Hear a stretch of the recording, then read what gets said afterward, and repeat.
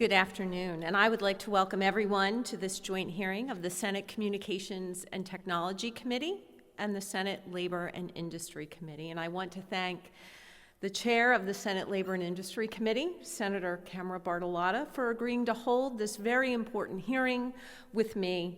And I really want to thank everyone for their attendance here today. We are certainly living in unprecedented times.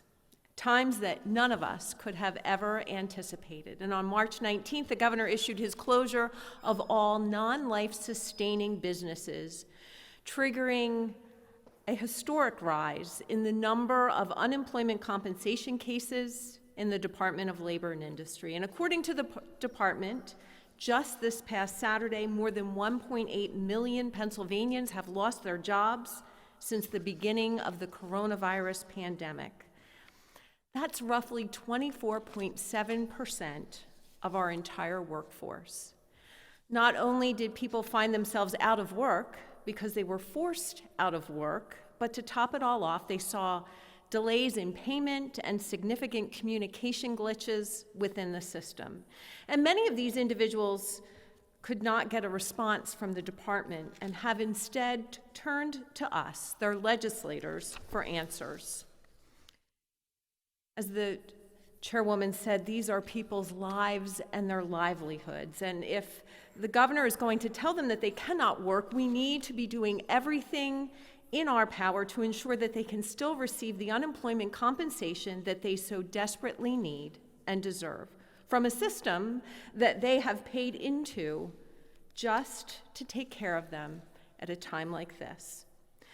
Let me be crystal clear. Everyone participating in today's public hearing is still collecting a paycheck.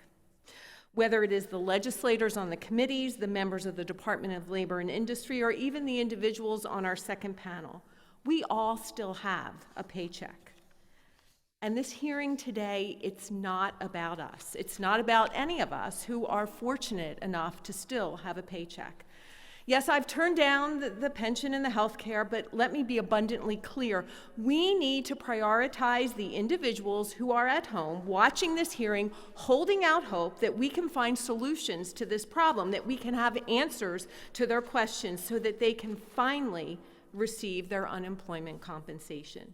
Think about those individuals. They are our neighbors, our friends, even our family members. 6 now going on 7 weeks without pay, 6 going on 7 weeks with no income, without a way to pay their bills or buy necessities at the store. Yes, our charitable organizations, they are working overtime. They're doing great things. And I saw a photo in the York Dispatch the other week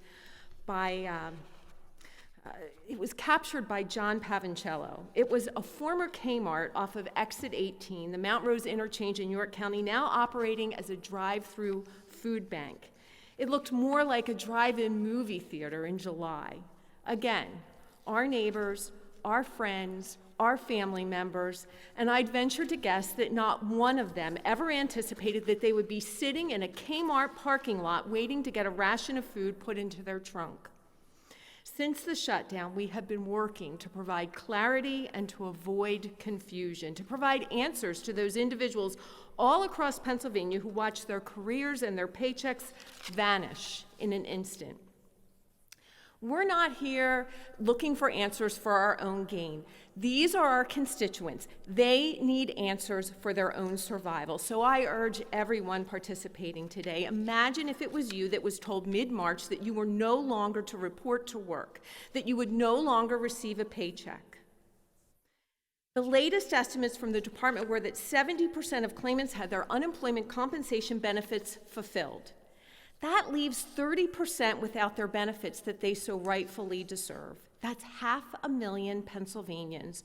What if we all were in that category? How frustrated would we be if the system let us down in our greatest time of need? Let's think about those Pennsylvanians. Every day I look at that photo of the drive-through food bank in York County, 6 weeks without income. These are people who we are fighting for.